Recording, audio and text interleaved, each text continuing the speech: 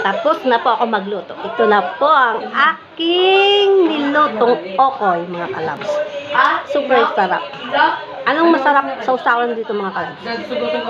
Suka, ketchup, toyo na may kalamansi. Para sa akin, lahat pwedeng sausawan, mga kalabs. Pero ang gusto ko talaga sausawan nito, mga kalabs, kalamansi. Toyo na may kalamansi, mga kalabs. Minsan lang ako kasi makakita ng ganito na nagtitinda, kaya bumibili ako kasi masarap talaga ito. Try nyo pag may nakita kayong hipo na baby shrimp na talagang maliliit yung pang-alamang. Ganito gawin nyo. Super sarap, mga kalabs. Oh, diba? Hanggang dito na lang aking long video, mga kalabs. God bless sa ating lahat. Ingat po tayong lahat.